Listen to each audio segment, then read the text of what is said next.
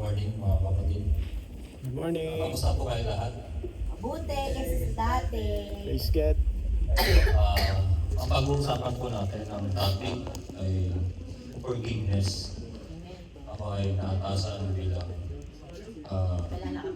mag-share ng maikling exhortation about sa salita ng Lord. Forgiveness, pagpapatawad. Gano'n na ba karami yung napatawad natin sa mga nakagawa sa atin ng mga hindi maganda sa mga nakaraan? Malamang yung iba sa atin, marami na Patawad. na ipatawad sa mga nakapanakit, sa mga yung iba, mga nautangan, mga hindi nabayaran. Di ba marami dyan? Aray. Pero nakapagpatawad na nga ba? Kasi doon sa forgiveness, paano ba tayo nagpapatawad?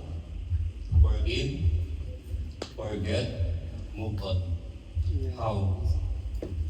Dito sa, ang gagamitin natin verse, Isaiah 48, verse 18. 43, verse 18. Sinasabi dito, forget the former things, do not dwell on the past. Amen. Sa Tagalog, huwag niyong alalahanin ang mga dating bagay o bulayin man ang mga bagay na nuna.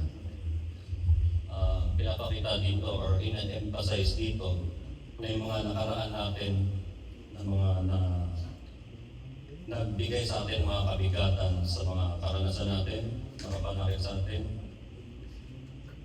Sinasabi dito, forget. Ang tanong, paano ba natin i-forget? Isang magandang halimbawa dito yung story about kay Joseph. Si Joseph, yung naranasan niya yung isa siya sa isang pamilya, siya yung paborito ng kanyang anak na meron siyang mga kapatid.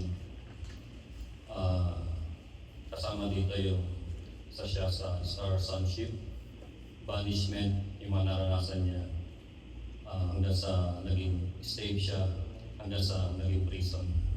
Napakahirap, no? Kung tayo si Joseph, gaano ba kabigat o gaano kahirap kung tayo nasa sitwasyon niya?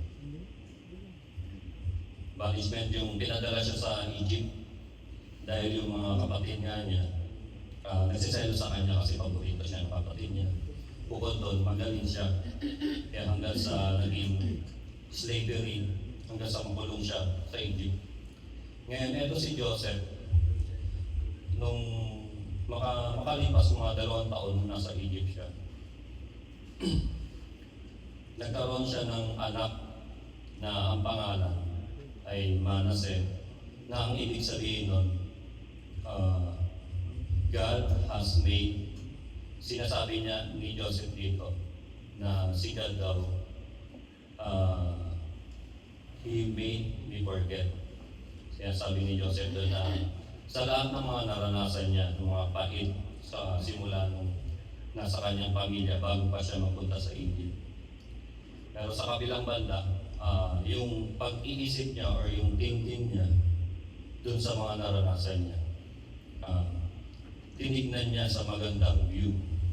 Yung nagkaroon siya ng anak pero tinignan niya na lahat ng mga karanasan niyang hindi magaganda, pinalimot na sa kanya ni Lord.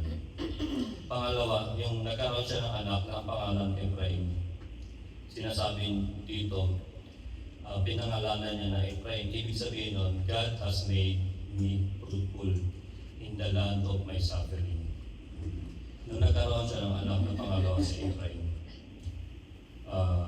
doon mas naging fruitful siya kasi magaling nga siya bilang leader. Naging governor pa siya dito sa Egypt. Before, isa siya sa mga slave ni Pharaoh sa isang kaharian. After mga ilang taon, naging fruitful siya after ng mga suffering sa buhay. Ngayon,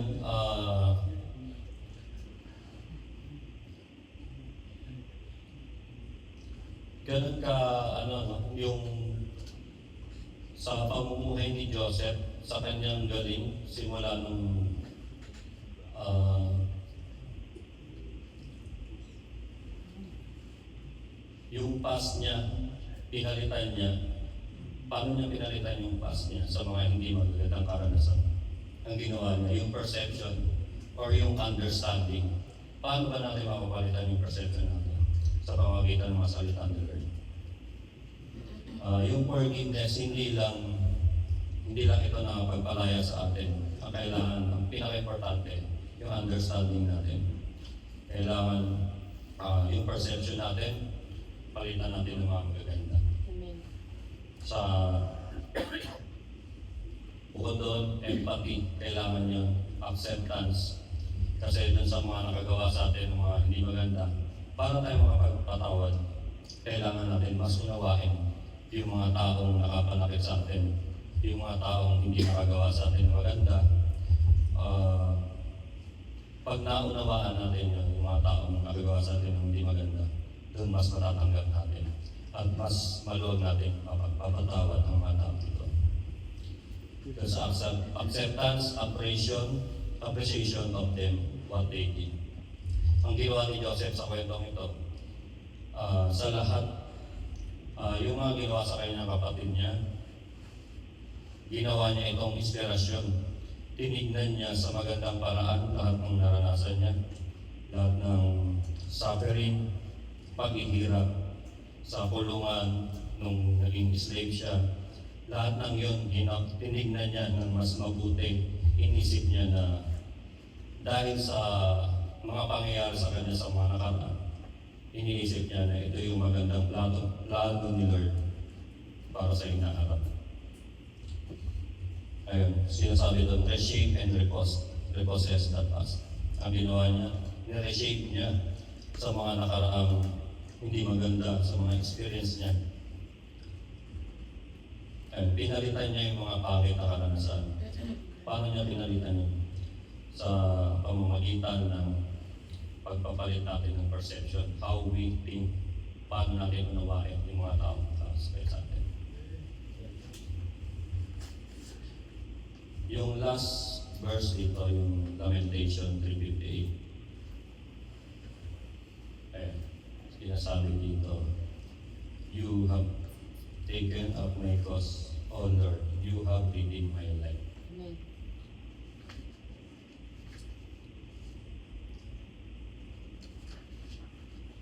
Ayun lamang po, no? Ayun po yung pinaka last verse na nakapag-encourage sa kanya dito.